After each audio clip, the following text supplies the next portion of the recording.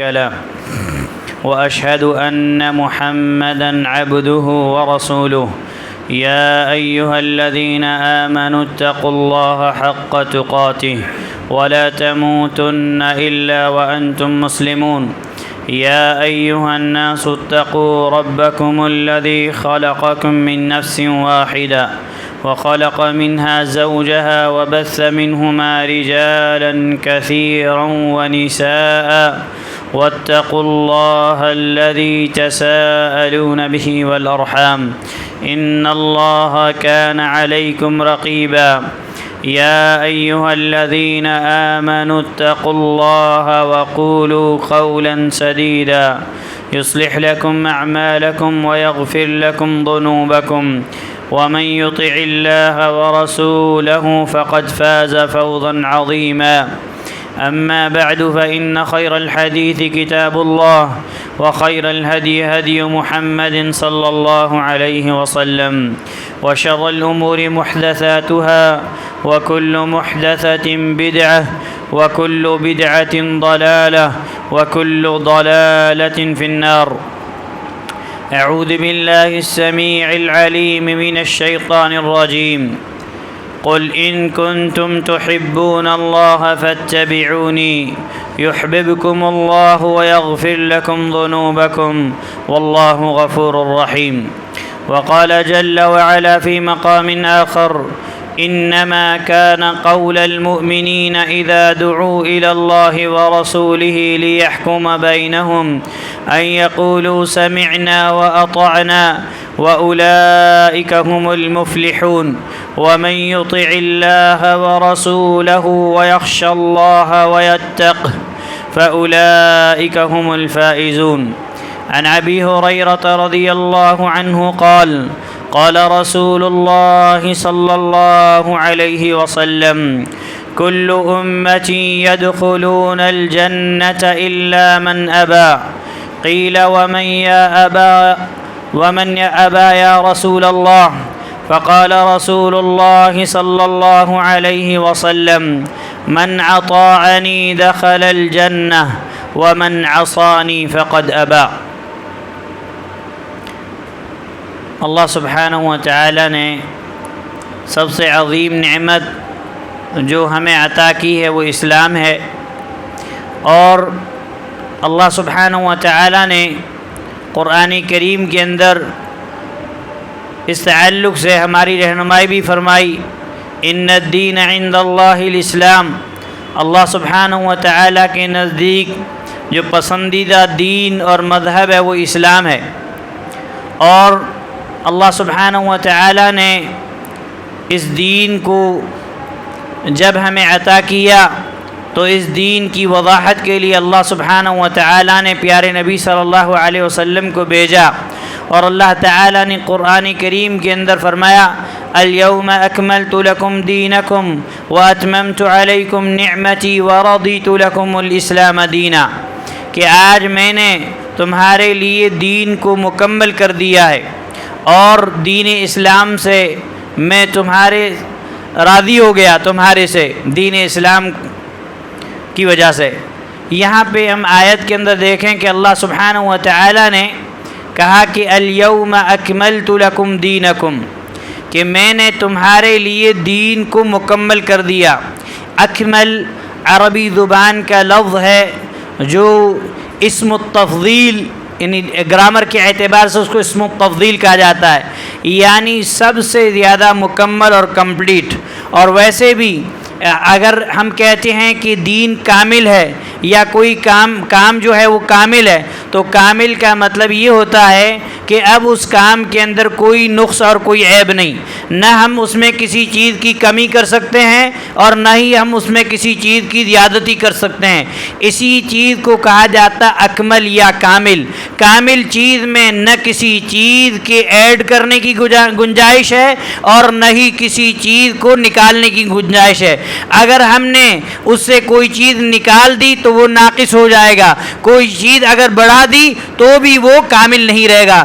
میرے بھائیو، اللہ سبحانہ و تعالی نے جو دین ہمیں عطا کیا ہے یہ دین کامل ہے، اور اللہ سبحانہ و تعالی نے اس دین کو لوگوں تک پہنچانے کے لیے اللہ سبحانہ و تعالیٰ نے پیارے نبی صلی اللہ علیہ وسلم کا انتخاب کیا اور آپ کو دنیا کے اندر آخری رسول اور نبی بنا کر بھیجا، اور آپ نے جب اس دین کو لوگوں کے سامنے واضح کر دیا، توحید سے لے کر جتنے بھی دوسرے مسائل اور احکام ہیں سب روزے روشن کی طرح عیاں ہو گئے اور واضح ہو گئے، یہاں تک کہ اللہ کے نبی صلی اللہ علیہ وسلم نے خود فرمایا کہ میں نے تمہیں ایک ایسے راستے پر چھوڑا ہے جس کی راتیں بھی دن کی طرح روشن ہیں۔ تو اللہ کے نبی صلی اللہ علیہ وسلم نے اپنی امت کے لیے ہر وہ چیز بتا دی جو ان کے جنت میں جانے کا ذریعہ ہے، اور ہر اس چیز سے ڈرا دیا جو ان کے جہنم میں لے جانے کا ذریعہ ہے۔ میرے بھائیوں، آج مختصراً جس تعلق سے ہم گفتگو کریں گے وہ ہمارا جو موضوع ہے خطبہ جمعہ کا، وہ ہے نبی صلی اللہ علیہ وسلم کی اتباع سنت۔ اتباع اس کا معنی ہوتا ہے پیروی کرنا، فالو کرنا، اور سنت کا معنی ہے طریقہ۔ اور جب ہم کہتے ہیں اتباع سنت یا اتباع نبی تو اس کا مطلب یہ ہے کہ نبی صلی اللہ علیہ وسلم کو فالو کرنا ساری عبادات کے اندر جتنی بھی، کیونکہ جو بھی ہم عمل کر رہے ہیں وہ عمل عبادت ہے۔ وہ عمل کیا ہے؟ وہ عمل عبادت ہے۔ تو ہر عمل کرنے سے پہلے ہمیں اس عمل کا علم حاصل کرنا ضروری ہے کہ اللہ کے نبی صلی اللہ علیہ وسلم نے یہ عمل کیسے کیا، اور علم ہونے کے بعد اس پر عمل کرنا ضروری ہے۔ اگر ہم نے علم کے بغیر عمل کیا تو یہ گمراہی کا سبب ہے، اور اگر ہم نے علم ہونے کے باوجود عمل نہ کیا تو یہ اللہ کے غضب اور ناراضگی کا سبب ہے۔ اور یہ دونوں صفتیں، علم کے بغیر عمل کرنا یہ صفت جو ہے کس کی ہے؟ نصارہ کی، اور علم ہوتے ہوئے عمل نہ کرنا یہ صفت ہے یہود کی۔ اسی لیے اللہ سبحانہ و تعالی نے سورۃ الفاتحہ کے اندر ہمیں کیا بتایا؟ غیر المغضوب علیہم ولا الضالین، یہ عظیم دعا ہے۔ تو اسی لیے میرے بھائیوں، تو اتباع سنت کا مطلب یہ ہوتا ہے کہ نبی صلی اللہ علیہ وسلم کی اتباع کرنا، آپ کی پیروی کرنا، آپ کو فالو کرنا ہر عمل میں، ہر عبادت کے اندر۔ کوئی بھی عبادت ہو ہی نہیں سکتی جب تک کہ وہ اللہ کے نبی صلی اللہ علیہ وسلم کے طریقے کے مطابق انجام نہ دی جائے۔ اور اللہ تعالی نے قرآن کریم کے اندر جہاں بھی اپنی اطاعت اور اپنی اتباع کا ذکر کیا ہے اس کے ساتھ اپنے نبی کی اطاعت کو بھی لازم قرار دیا۔ اسی لیے شیخ الاسلام امام ابن تیمیہ رحمہ اللہ بیان فرماتے ہیں کہ اللہ تعالیٰ نے قرآن کریم کے اندر تقریباً 30 سے زیادہ مرتبہ اللہ تعالیٰ نے یہ حکم دیا کہ میری اطاعت کرو، میری اتباع کرو، اور ساتھ ہی ساتھ فوراً اللہ سبحانہ و تعالیٰ نے اپنے نبی کی اطاعت کا حکم دیا۔ یعنی اللہ کی اطاعت نبی کی اطاعت میں ہے۔ اللہ کی بھی اطاعت کرنا ہے اور نبی کی بھی اطاعت کرنا ہے، نبی کی اتباع کرنا ہے، نبی صلی اللہ علیہ وسلم کے احکام پر عمل کرنا ہے، تو ہی یہ اللہ کی اطاعت ہے۔ اور اللہ تعالیٰ نے سورہ آل عمران کے اندر فرمایا قل ان کنتم تحبون اللہ فاتبعونی، اے محمد صلی اللہ علیہ وسلم آپ کہہ دیجئے کہ اگر تم اللہ سے محبت کرنا چاہتے ہو، کون ایسا مسلمان ہے چاہے وہ کتنا ہی گیا گزرا نہ ہو، لیکن کیا اس کی یہ چاہت نہیں کہ اللہ تعالیٰ مجھ سے محبت کرے؟ ہر کسی مسلمان کی یہ چاہت ہے کہ وہ اللہ کی نظر میں محبوب بن جائے۔ تو یہ کیا اللہ کی محبت صرف امیدوں سے، صرف دعووں سے حاصل ہو جائے گی؟ نہیں میرے بھائیوں، نہیں میری پیاری بہنوں، اللہ سبحانہ و تعالیٰ نے اس محبت کو پانے کے لیے اللہ سبحانہ و تعالیٰ نے ہمیں حکم دیا نبی صلی اللہ علیہ وسلم کے ذریعے سے۔ وہ حکم کیا ہے؟ ان کنتم تحبون اللہ فاتبعونی، اگر تم اللہ سے محبت کرنا چاہتے ہو تو پھر تم میری اتباع کرو، یعنی نبی صلی اللہ علیہ وسلم میری، یعنی میں جس کام کو کہوں، جیسے کرنے کا کہوں، جس طریقے سے تمہیں بتاؤں ویسے ہی تم کو کرنا ہے۔ اور اتباع سنت کے اندر 3 چیزیں ہیں کہ اللہ کے نبی صلی اللہ علیہ وسلم نے جس کام کے کرنے کا حکم دیا اس کو کرنا ہے۔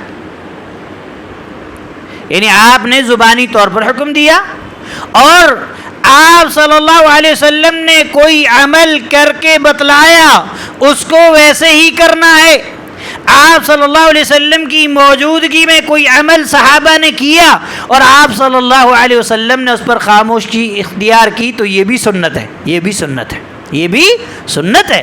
اسی لیے سنت کی 3 قسمیں: قولی، فعلی، تقریری۔ قول یعنی جو آپ نے زبان سے کہا، فعل یعنی آپ نے جو کر کے بتایا، اور تقریر یعنی آپ کی موجودگی میں جو کیا گیا اور آپ نے خاموشی اور سکوت اختیار کیا تو وہ بھی سنت ہے، کیونکہ وہ کام اگر درست نہیں ہوتا تو نبی صلی اللہ علیہ وسلم اس کام سے منع کرتے، اس کام سے منع کرتے۔ تو اسی لیے میرے بھائیوں، قرآن کے اندر اللہ سبحانہ و تعالی نے جتنے جگہ اپنی اطاعت کا حکم دیا وہاں اپنے رسول کی اطاعت کا حکم دیا۔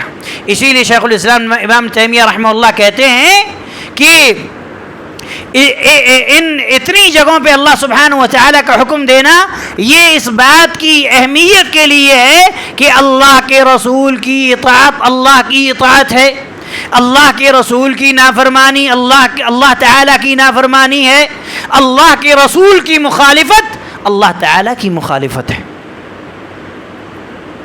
اور جو آیت آپ کے سامنے ابھی پڑھی گئی اس کے اندر اللہ نے کیا کہا کہ تم اگر محبت کرنا چاہتے ہو تو میری اتباع کرو، اللہ سے محبت کرنا چاہتے ہو تو میری اتباع کرو، اور جب اللہ کی محبت مل جائے گی تو 2 فائدے ہوں گے۔ یعنی اگر ہم نبی کی اطاعت کریں گے تو ہمیں 2 فائدے ہوں گے، نبی کی اتباع کریں گے تو ہمیں 2 فائدے ہوں گے۔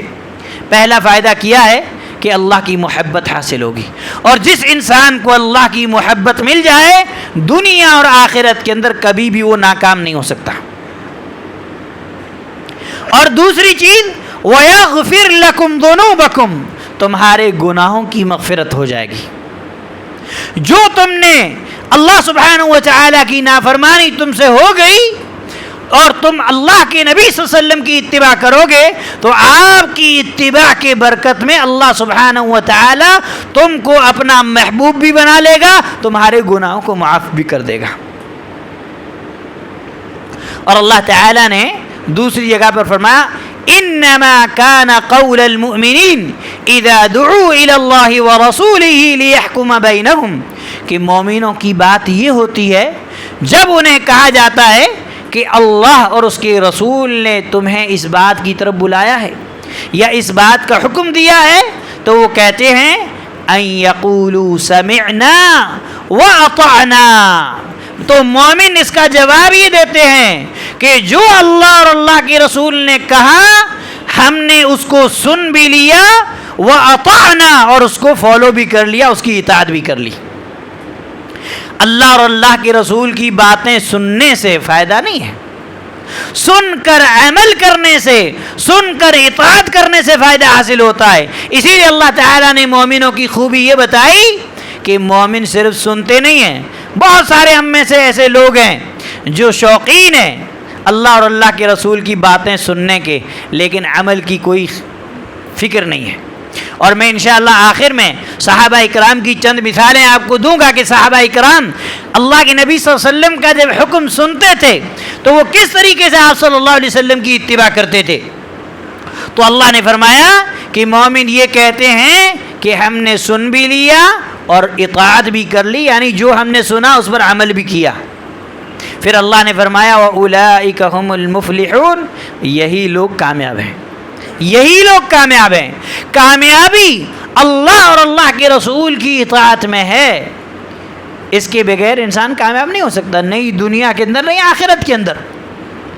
پھر اللہ تعالیٰ نے آگے فرمایا کہ وَمَن يُطِعِ اللَّهَ وَرَسُولَهُ، جو اللہ کی اطاعت کرے اور اس کے رسول کی اطاعت کرے، وَيَخْشَ اللَّهَ وَيَتَّقْهِ، اور اللہ سبحانہ و تعالیٰ کی خشیت اختیار کرے، اللہ سے ڈر جائے، فَأُولَئِكَ هُمُ الْفَائِزُونَ، تو یہی لوگ کامیاب ہیں۔ پہلی آیت کے اندر اللہ تعالیٰ نے ذکر کیا کہ جو یہ کہے کہ ہم نے سن لیا اور ہم نے اطاعت کر لی، اللہ نے کہا اولئک هم المفلحون، اور یہاں پہ اللہ نے کہا ہے دوسری آیت کے اندر اس کے فوراً بعد کہ جو اللہ اور اللہ کے رسول کی اطاعت کر لے اور اللہ سے ڈر جائے، یعنی اطاعت کا مطلب یہ ہے کہ اللہ سے ڈر جاؤ، عمل کرنے میں جو اللہ اور اللہ کے رسول کا حکم ہے اس پر عمل کرنے میں اللہ سے ڈرو، اور یہ تمہارے اندر یہ ڈر رہے کہ اگر تم یہ عمل نہیں کرو گے تو پھر کیا ہوگا. اور یہی اطاعت ہے. جس انسان کے اندر اللہ کا خوف نہیں، اللہ کا ڈر نہیں، وہ کبھی بھی اللہ اور اللہ کے رسول کی اطاعت کرنے والا نہیں بن سکتا.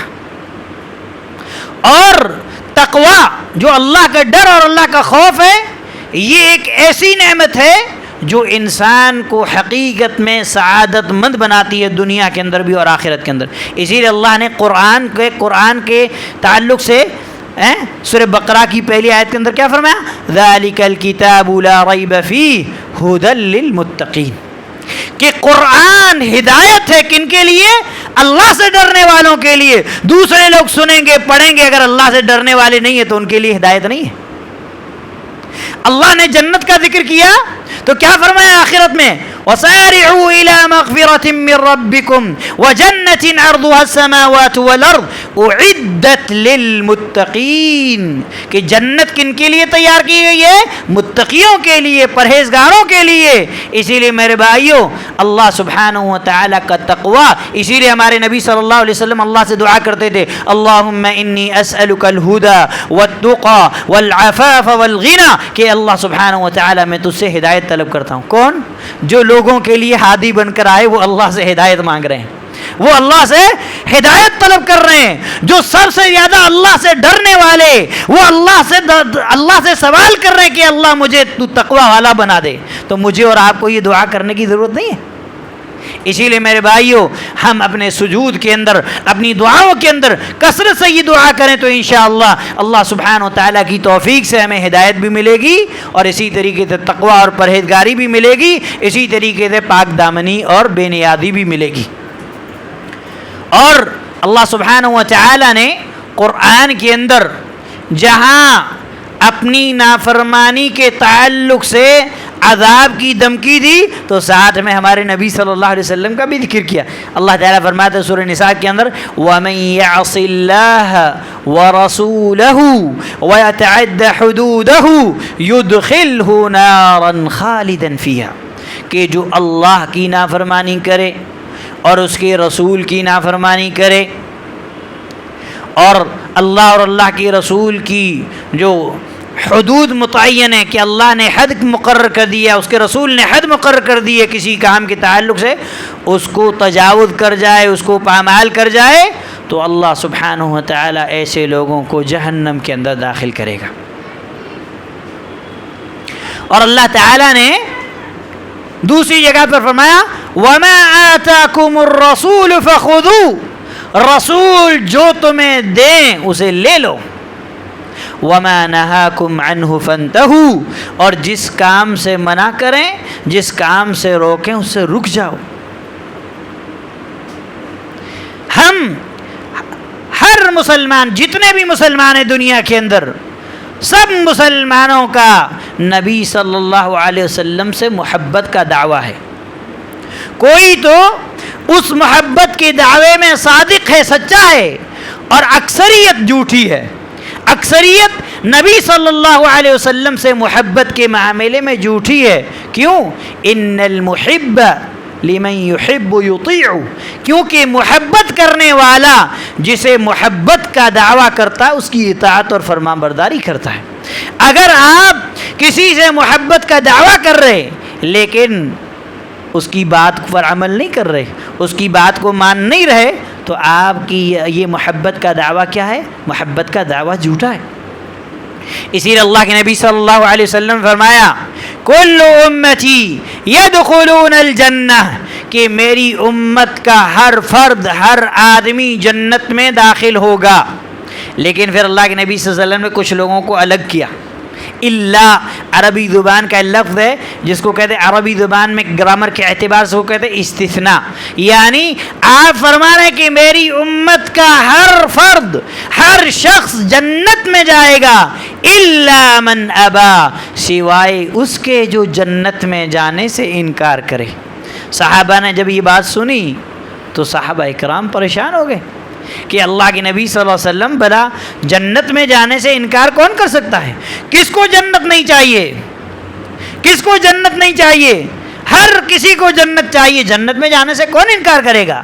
تو اللہ کے نبی صلی اللہ علیہ وسلم فرمایا من اطاعنی دخل الجنہ، جس نے میری اطاعت کی، میرے حکموں پر عمل کیا، وہ جنت میں داخل ہوگا۔ ومن عصانی، اور جس نے میری نافرمانی کی، میرے احکام کو سن پر اس پر عمل نہیں کیا، فقد ابا، تو اس نے جنت میں جانے سے انکار کر دیا۔ کیونکہ جنت آپ کو تبھی ملے گی جب اللہ کے رسول کی اطاعت کریں گے۔ رسول کی اطاعت کے بغیر جنت میں جانا ممکن ہی نہیں۔ ہر وہ طریقہ، ہر وہ راستہ جو نبی کا راستہ نہیں ہے، وہ کبھی بھی جنت تک نہیں پہنچ سکتا، وہ کبھی بھی جنت تک نہیں پہنچ سکتا۔ اور میرے بھائیوں، ہمارا یہ عقیدہ، سارے مسلمانوں کا یہ عقیدہ ہے کہ ہم اس بات کی گواہی دیتے ہیں کہ ہمارے نبی محمد صلی اللہ علیہ وسلم اللہ کے آخری نبی اور رسول ہیں۔ اللہ تعالیٰ نے اپنی توحید اور رسالت کو لوگوں تک پہنچانے کے لیے، اپنی توحید کو لوگوں تک پہنچانے کے لیے نبی صلی اللہ علیہ وسلم کا انتخاب کیا۔ لیکن صرف دعویٰ کرنا یہ درست نہیں ہے، بلکہ اللہ کے نبی صلی اللہ علیہ وسلم پر ایمان لانے کی 4 شرطیں۔ طاعتہ فیما امر، کہ اللہ کے نبی صلی اللہ علیہ وسلم نے جس کام کے کرنے کا حکم دیا اس میں آپ کی اطاعت کی جائے۔ اگر آپ نبی صلی اللہ علیہ وسلم پر ایمان لا رہے ہیں، ایمان لانے کا دعویٰ کر رہے ہیں، تو آپ اس دعوے میں تب سچے ہوں گے کہ نبی صلی اللہ علیہ وسلم نے جس کام کے کرنے کا حکم دیا آپ اس کو کریں، اور آپ صلی اللہ علیہ وسلم نے جتنے بھی کاموں کا حکم دیا وہ سب خیر اور بلائی کے ہیں، وہ سب خیر اور بلائی کے ہیں، وہ سب عبادت ہیں۔ طاعتہ فیما امر وتصدیقہ فیما اخبر، یہ دوسری بات۔ ہاں، بہت سارے ایسے لوگ بھی ہیں جو مطلب کہ ان کے اندر اطاعت کا جذبہ کچھ حد تک موجود ہے، لیکن شیطان کے بہکاوے میں آ کر اللہ کے نبی صلی اللہ علیہ وسلم کے تعلق سے جو دوسری شرط ہے اس کو فالو نہیں کرتے۔ وہ کیا ہے؟ وَتَصْدِيقُهُ فِيمَا أَخْبَرَ، ہمارے نبی صلی اللہ علیہ وسلم نے جو بھی خبر دی ہے، جو بھی کہا ہے، جو بھی فرمایا ہے، جس بات کا بھی حکم دیا ہے، گزشتہ قوموں کے جو بھی واقعات بتائے ہیں، اس کو سچ ماننا ہے، اس کی تصدیق کرنی ہے کہ ہمارے نبی نے جو کہا وہ سچ ہے، ہماری سمجھ میں آئے یا نہ آئے، نبی کی بات سچی ہے۔ لیکن ہم میں سے کچھ بیوقوف ایسے بھی ہیں جو اپنے آپ کو عقل مند سمجھتے ہیں، لیکن وہ پرلے درجے کے بیوقوف ہیں۔ شیطان نے انہیں گمراہ کر دیا ہے کہ ان کی کسوٹی اور معیار یہ ہے کہ ہر وہ حدیث جو ہماری عقل اور سمجھ میں نہ آئے اس کو ہم نہیں مانیں گے۔ میرے بھائیوں، عقل دین کو سمجھنے اور پرکھنے کا معیار نہیں ہے۔ اسی لیے علماء کہتے ہیں کہ اگر عقل ہی دین کو سمجھنے اور پرکھنے کا معیار ہوتی تو اللہ تعالیٰ صرف کتابیں نازل کر دیتا، رسولوں کو بھیجتا ہی نہیں۔ ہر آدمی اپنے آپ کتاب پڑھ لیتا، سمجھ جاتا، کیونکہ سب کے پاس عقل ہے۔ دوسری بات کہ اللہ تعالیٰ نے عقل کے اعتبار سے سارے لوگوں کو الگ الگ رکھا ہے، کوئی زیادہ عقل والا، کوئی کم عقل والا، کوئی بیچ کی عقل والا۔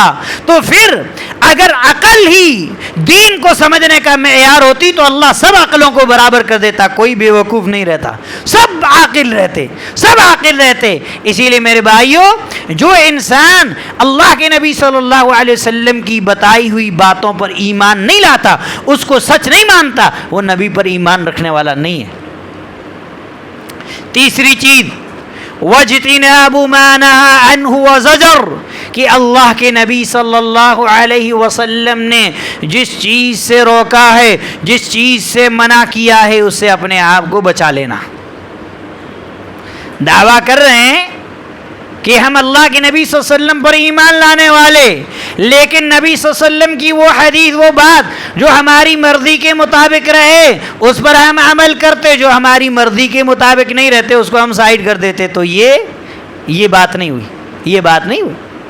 بلکہ اللہ کے نبی صلی اللہ علیہ وسلم کی ایمان لانے میں، آپ صلی اللہ علیہ وسلم پر ایمان لانے میں آپ سچے ہیں تو ہر وہ عمل جس کا آپ نے حکم دیا اس کو بجا لائیے، چاہے وہ آپ کے لیے مشکل ہی کیوں نہ ہو، چاہے اس میں آپ کا دنیا کا کتنا بڑا نقصان ہی کیوں نہ ہو، چاہے وہ آپ کی مرضی کے خلاف ہی کیوں نہ ہو، اور آپ نے جس کام سے روکا اس سے رک جائیے، چاہے اس میں آپ کا دنیاوی کتنا نقصان ہی کیوں نہ ہو۔ اور چوتھی چیز وَأَلَّا يُعْبَدَ اللَّهِ إِلَّا بِمَا شَرَعَ، کہ اللہ کی عبادت نہ کی جائے مگر اسی طریقے پر جو طریقہ نبی صلی اللہ علیہ وسلم بتا کے گئے ہیں۔ کوئی بھی عبادت، کوئی بھی عمل اس وقت تک درست نہیں ہو سکتا جب تک کہ وہ نبی صلی اللہ علیہ وسلم کے طریقے اور آپ کی اتباع پر نہ ہو۔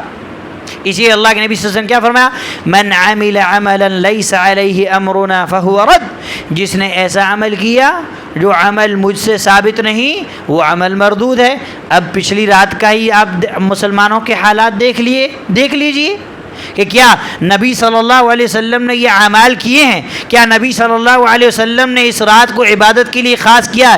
ایک صحیح حدیث اس تعلق سے موجود نہیں کہ اللہ کے نبی صلی اللہ علیہ وسلم نے اس رات کو عبادت کے لیے خاص کیا ہو یا اس دن کا روزہ رکھا ہو، نہیں۔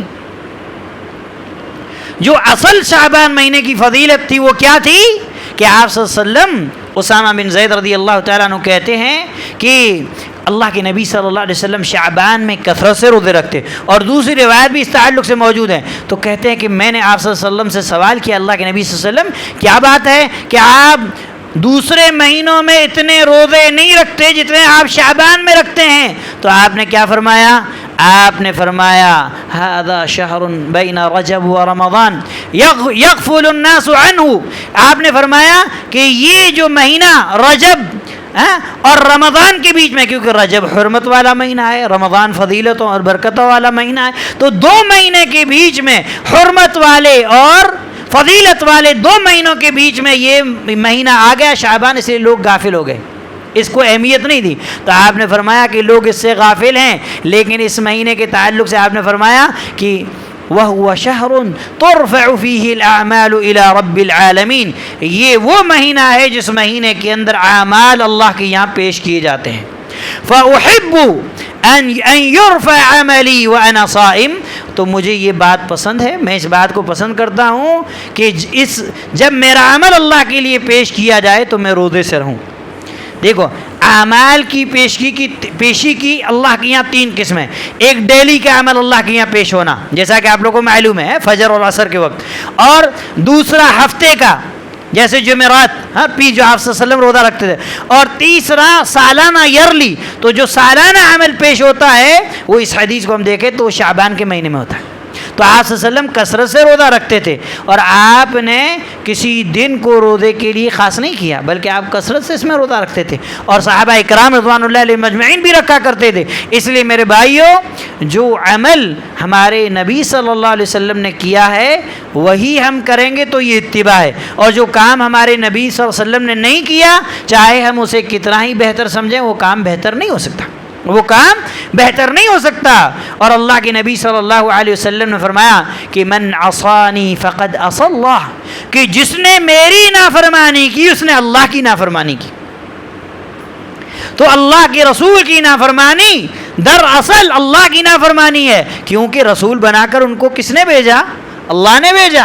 اس کی اطاعت کا کس نے حکم دیا؟ اللہ نے حکم دیا۔ اس پر اللہ دین کے احکام کس نے نازل کیے؟ اللہ نے نازل کیے۔ وہ احکام اور قوانین جو بنائے گئے وہ کس کے ہیں؟ وہ اللہ کے ہیں۔ اس لیے یہ اللہ کی نافرمانی ہے۔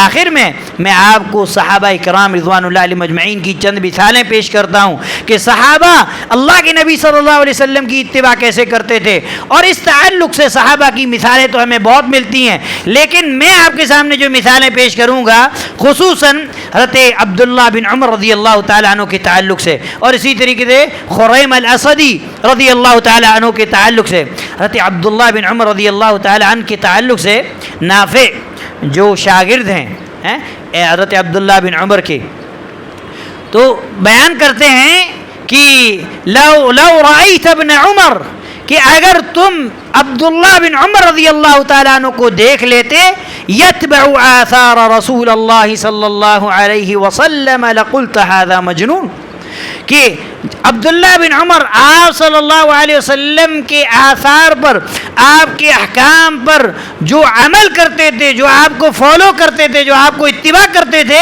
اگر تم دیکھ لیتے تو تم یہ کہتے کہ یہ تو پاگل ہے۔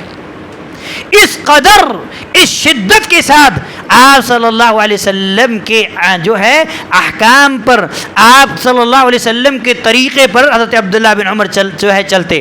اسی لیے امام مجاہد رحمہ اللہ بیان فرماتے ہیں کہ ہم ایک سفر کے اندر تھے عبداللہ بن عمر رضی اللہ تعالیٰ عنہ کے ساتھ، اچانک چلتے چلتے حضرت عبداللہ بن عمر راستے سے الگ ہو گئے، اور جب تھوڑی دیر کے بعد واپس آئے تو ہم نے سبب پوچھا کہ آپ اچانک چلتے چلتے بغیر بتائے راستے سے کیسے الگ چلے گئے، دوسری جگہ پہ کھڑے ہو گئے۔ اللہ اکبر، حضرت عبداللہ بن عمر رضی اللہ تعالیٰ عنہ بیان فرماتے ہیں رأیت رسول اللہ صلی اللہ علیہ وسلم فعل هذا ففعلت، میں اسی طریقے سے اللہ کے نبی صلی اللہ علیہ وسلم کے ساتھ اسی راستے پہ چل رہا تھا، اسی جگہ اللہ کے نبی صلی اللہ علیہ وسلم چل کر کے ایسے ہی راستے سے الگ ہوئے تو میں بھی اسی جگہ آپ لوگوں سے جا کر کے الگ ہوا۔ یہ صحابہ کرام رضوان اللہ علیہم مجمعین تھے، اور حضرت عبداللہ بن عمر رضی اللہ تعالیٰ عنہ جب حج یا عمرے سے واپس آتے تو مدینہ کے اندر جو میقات ذو الحلیفہ جس کو ابیار علی بھی کہا جاتا ہے، آپ رضی اللہ تعالیٰ عنہ جب یہاں پہنچتے تو آپ اپنی جو سواری رہتی اسے وہیں بٹھاتے جہاں آپ صلی اللہ علیہ وسلم نے اپنی سواری بٹھائی ہوتی،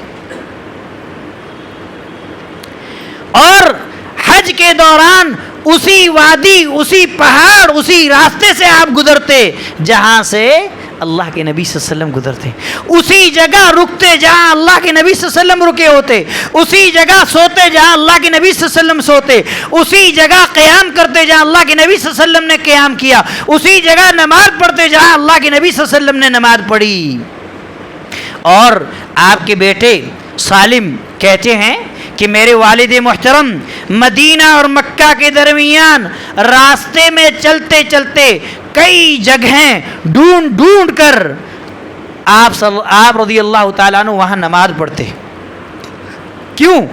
کیونکہ آپ صلی اللہ علیہ وسلم کے ساتھ سفر کیا تھا تو آپ کو دیکھا تھا کہ آپ نے اس جگہ نماز پڑھی ہے تو آپ وہاں نماز پڑھتے۔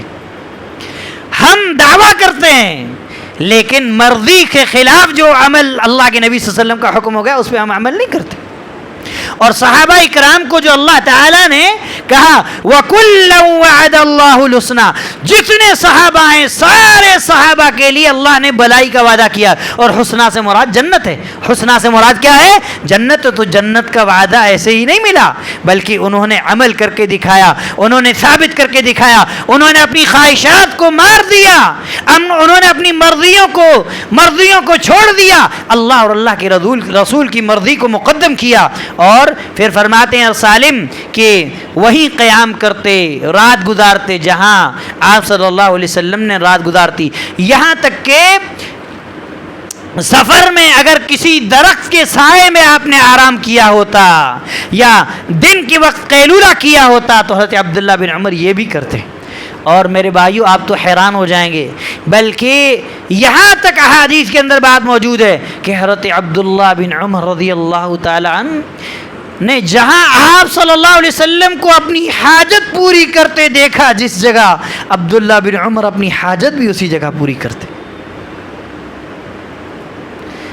اور اگر آپ کو حاجت کی ضرورت نہ ہوتی تو ایسے ہی وہاں بیٹھ جاتے کہ نبی صلی اللہ علیہ وسلم کی اتباع ہو جائے، نبی صلی اللہ علیہ وسلم کی اتباع ہو جائے۔ میرے بھائیوں، ایک بار اللہ کے نبی صلی اللہ علیہ وسلم نے یہ خواہش کی تھی کہ مسجد نبوی کا ایک جو دروازہ، یہ دروازہ، اس دروازے کو عورتوں کے لیے خاص کر لیا جائے۔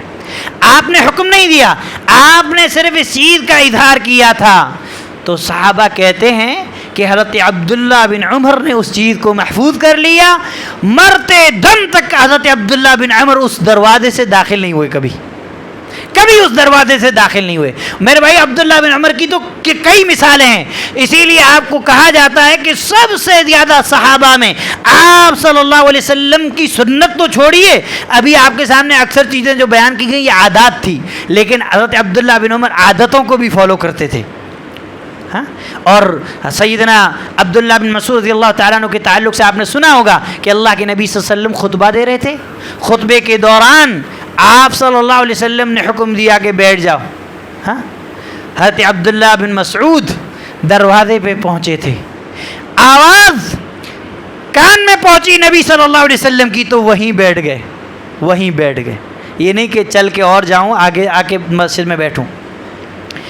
میرے بھائیوں، نبی صلی اللہ علیہ وسلم کے ایک صحابی ہیں خریمہ الاسدی، اللہ کے نبی صلی اللہ علیہ وسلم نے ان کے تعلق سے ایک جملہ کہا، آپ نے کہا نعم الرجل خریم الاسدی، کہ خریم الاسدی کتنا ہی اچھا آدمی ہے، بہت ہی بھلا آدمی ہے، لولا طول جمته واسبال اظہارہ، اگر اس کے بال لمبے نہ ہوتے اور اس کی شلوار ٹخنوں کے نیچے نہ ہوتی۔ سنیے اس حدیث کو، اور ہمارا عمل دیکھیے کہ ہمارا عمل صرف مسجد اور نماز تک ہوتا ہے، اور صحابی کا عمل دیکھیے۔ اللہ کے نبی صلی اللہ علیہ وسلم نے کسی مجلس کے اندر یہ بات کہی تھی کہ خریم اسد بڑا ہی پیارا آدمی ہے، اگر اس کے بال لمبے نہ ہوتے اور اس کی شلوار یا اس کی ازار ٹخنوں کے نیچے نہ ہوتی۔ یہ بات صحابی کے کان میں پہنچتی ہے، مجلس کے اندر موجود نہیں ہے، کسی نے کہا ہے کہ اللہ کے نبی صلی اللہ علیہ وسلم نے ایسا کہا ہے، اللہ اکبر اللہ اکبر، فوراً چھری لیتے ہیں، اپنے بالوں کو کاٹ لیتے ہیں کانوں تک، اور اپنے پاجامے کو کاٹ لیتے ہیں، کہاں تک؟ پنڈلی تک۔ ہم نے بھی یہ حکم سنا ہے نا کہ اللہ کے نبی صلی اللہ علیہ وسلم فرمایا کہ مردوں کے لیے ٹخنے سے نیچے پاجامہ رکھنا حرام ہے، یہاں تک کہ جہنم کی دھمکی دی اللہ کے نبی صلی اللہ علیہ وسلم نے کہ جس کی شلوار ٹخنوں کے نیچے رہی اس کا وہ حصہ جہنم میں ہوگا۔ ہم کب عمل کرتے ہیں؟ مسجد میں صرف۔ کیوں؟ جب ہم سے کہا جائے تو ہم کہتے ہیں کہ یار اچھا نہیں لگتا لوگوں کے درمیان۔ آپ کو لوگوں کو اچھا دکھانا ہے یا اللہ کو اچھا دکھانا ہے؟ آپ کے لیے لوگوں کے طعنے اہم ہے یا نبی صلی اللہ علیہ وسلم کا حکم اہم ہے؟ آپ کو دنیا کے طعنے برداشت کرنا ہے یا آخرت میں جہنم کے عذاب سے اس جگہ کو بچانا ہے؟ کیا کرنا ہے؟ آپ کے لیے کیا چیز ضروری ہے؟ صحابہ اکرام رضوان اللہ علیہم اجمعین جب اللہ کے نبی صلی اللہ علیہ وسلم کے حکم کو سنتے تو اس پر عمل کرتے۔ میرے بھائیوں، معذرت کے ساتھ مجھے معاف کرنا، ہم نبی صلی اللہ علیہ وسلم سے محبت کا دعویٰ کرتے ہیں، نبی کا چہرہ ہم کو پسند نہیں ہے۔ دیکھیے اکثریت کے چہرے کہ کس طریقے سے ہم نبی صلی اللہ علیہ وسلم کی سنت کا مذاق اڑاتے ہیں، اور آپ کو معلوم ہے یہ داڑھی رکھنا یہ واجب ہے، فرض ہے۔ اب احادیث کو پڑھیں تو احادیث میں اللہ کے نبی صلی اللہ علیہ وسلم نے جتنا داڑھی کے تعلق سے حکم دیا سب امر اور آرڈر کے سیگے ہیں، اور ایک رول ہے الامر یدل علی الوجوب، کہ آرڈر اور امر واجب پر دلالت کرتا ہے۔ نوجوانوں کو تو چھوڑیے، بزرگ بھی جن کی امیدیں ختم ہو گئی ہیں وہ بھی نبی صلی اللہ علیہ وسلم کی سنت کو رکھنے کے لیے تیار نہیں ہے۔ میرے بھائیوں ایک بات سن لیجئے، ہو سکتا ہے آپ کی ہدایت کے لیے کافی ہو جائے۔ اگر داڑھی چہرے کی خوبصورتی نہ ہوتی تو اللہ تعالیٰ پیارے نبی کی چہرے پر کبھی داڑھی نہ اگاتا، کیونکہ نبی سے زیادہ حسین و جمیل دنیا کے اندر کوئی آیا ہی نہیں۔ یہ ایک الگ موضوع ہے، صرف ایک اشارہ کرتا ہوں۔ صحابہ کہتے کہ 14ویں رات کی چاند جب چاند چمکتا تو ہم ایک طرف 14ویں کے چاند کو دیکھتے، دوسرے طرف اپنے نبی کے چہرے کو دیکھتے، لیکن 14ویں کے رات کی چاند کی چمک میرے نبی کے چہرے کی چمک کے سامنے پھیکی پڑ جاتی۔ آج ہم نبی صلی اللہ علیہ وسلم کا چہرہ ہمیں پسند نہیں، نبی صلی اللہ علیہ وسلم کی وضاحت ہمیں پسند نہیں، نبی صلی اللہ علیہ وسلم کا ہمیں اخلاق پسند نہیں، نبی صلی اللہ علیہ وسلم کا ہمیں کیریکٹر پسند نہیں۔ کیسے ہم کامیاب ہو سکتے ہیں؟ آج جو ہم پر ذلت ہے، آج جو ہم پر ظالم حکمران مسلط ہیں، یہ ہمارے اعمال کے کرتوت، ہمارے اعمال کا نتیجہ ہے۔ میرے بھائیوں، اسی لیے شیخ الاسلام امام ابن تیمیہ رحمہ اللہ بیان فرماتے ہیں کہ دنیا کے اندر جتنا بھی فتنہ و فساد ہے اس کا سبب نبی صلی اللہ علیہ وسلم کی مخالفت ہے، آپ صلی اللہ علیہ وسلم کی سنت پر عمل نہ کرنا ہے۔ میرے بھائیوں، کامیاب ہونا چاہتے ہو، ہاں سعادت مندی کی زندگی بسر نہ کرنا چاہتے ہو تو نبی صلی اللہ علیہ وسلم کی اتباع کرو۔ اللہ کی قسم دنیا کے اندر بھی تمہیں کامیابی ملے گی اور آخرت کے اندر بھی تمہیں کامیابی ملے گی۔ میرے بھائیوں، حضرت عرباد بن ساریہ، اور یہ حدیث بھی ہمارے معاشرے ہم سب کے تعلق سے ہے، اس کو ہم دیکھیں۔ عرباد بن ساریہ رضی اللہ تعالیٰ عنہ نبی صلی اللہ علیہ وسلم کے ایک صحابی ہیں، اللہ کے نبی صلی اللہ علیہ وسلم کی مجلس کے اندر موجود ہیں۔ آپ صلی اللہ علیہ وسلم ایک بات بیان کرتے ہیں، آپ کہتے ہیں ان الرجل اذا سقى امرأته الماء اجرا، کہ اگر ایک آدمی، ایک شوہر اپنی بیوی کو پانی پلاتا ہے اپنے ہاتھ سے تو اللہ اسے اس پر اجر دیتا ہے۔ اللہ اسے، میرے بھائیو، اللہ اسے اس پر اجر دیتا ہے۔ اللہ اکبر۔ فقمت الیها فسقیتها من الماء، صحابی نے یہ بات سنی، اپنے گھر کی طرف گئے اور کہتے ہیں کہ میں مجلس سے کھڑا ہو گیا اور میں اپنی اہلیہ کی طرف گیا اور میں نے پانی لیا اور اپنی اہلیہ کو پانی پلایا، کیونکہ میرے نبی سے میں نے سنا کہ اجر ہے۔ آج ہم لوگ تو اپنی اہلیہ کی خدمت کرنے، پانی دینے یا ان کو کچھ دینے سے ہم تو اس میں عار اور شرم سمجھتے ہیں، ہم تو یہ سوچتے ہیں کہ یہ جورو کا غلام ہو گیا۔ میرے نبی اپنی ازواج کو آٹا گود کے دیتے تھے، کیا آپ کے ہاتھ نبی کے ہاتھ سے پیارے ہیں؟ اس لیے میرے بھائیوں، اللہ کے نبی صلی اللہ علیہ وسلم نے کہا کہ خیرکم لأہلی، کہا کہ تم میں سب سے بہتر وہ انسان ہے جو اپنی بیوی کے لیے سب سے بہتر ہو، وَأَنَا خَيْرُكُمْ مِنْ لِأَهْلِي، اور میں تم میں سب سے زیادہ بہتر ہوں اپنے اہل و عیال کے لیے۔ اسی طریقے سے میرے بھائیوں ایک بات اور سن لیجئے، حضرت عبداللہ بن مغفر رضی اللہ تعالیٰ عنہ کے تعلق سے ایک بات ہے کہ انہوں نے اپنے بھتیجے کو دیکھا کہ وہ کنکریوں سے کھیل رہے ہیں، تو آپ نے منع فرمایا۔ آپ نے کہا کہ اللہ کے نبی صلی اللہ علیہ وسلم نے منع کیا ہے، آپ سے فرمایا کہ اللہ کے نبی صلی اللہ علیہ وسلم نے منع کیا ہے، تو حضرت عبداللہ بن مغفر رضی اللہ تعالیٰ عنہ کے بھتیجے نے یہ بات نہیں سنی، تو آپ نے کیا کہا؟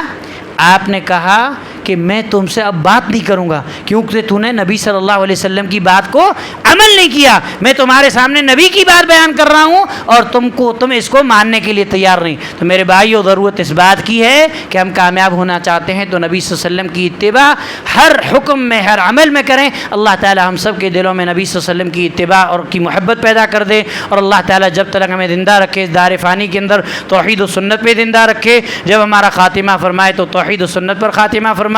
وصلی اللہ علیہ وسلم وبارک علی نبینا محمد وعلی آلہ وصحبہ اجمعین ومن تبعهم بإحسان إلى يوم الدين۔ اشهد ان لا